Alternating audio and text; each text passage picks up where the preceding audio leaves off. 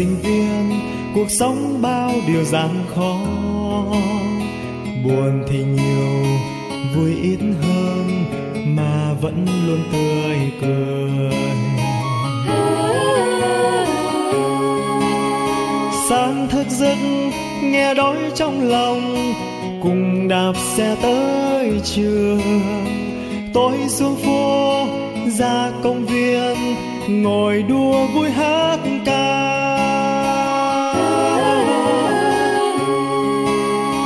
Có những khi buồn quá, vào quán uống ly trà đá.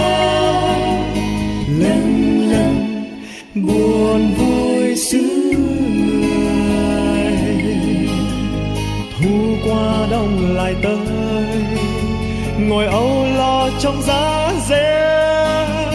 Mai đây ta sẽ ra sao, nước mắt thay lời nói, vì nhớ những khi chiều tới. Anh em mẹ cha nơi quê nhà, gói ghém bao niềm nhớ, vượt qua bao cơn sóng gió, cho nhau tương lai rạng rỡ.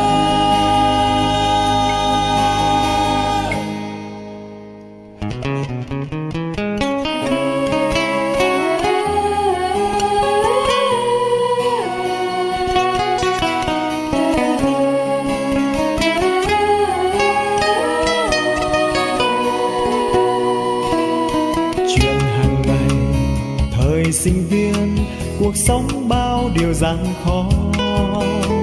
Buồn thì nhiều, vui ít hơn, mà vẫn luôn tươi cười. Sáng thức giấc nghe đói trong lòng, cùng đạp xe tới trường. Tối xuống phố ra công viên, ngồi đua vui hát ca.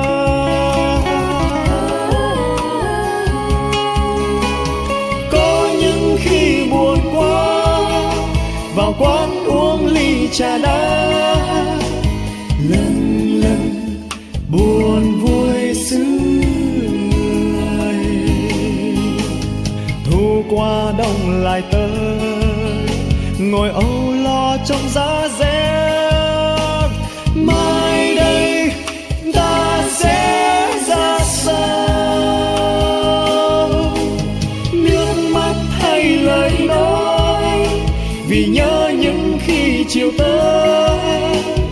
Anh em mẹ cha nơi quê nhà,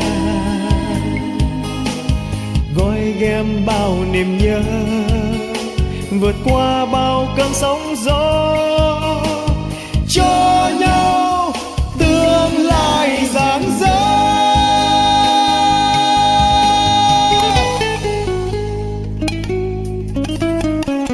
Nếu đã đi qua thời sinh viên, kiếp sống xa nhà, bơ vơ và nhung nhớ. Nếu đã đi qua thời sinh viên, mãi mãi muôn đời khắc ghi thời sinh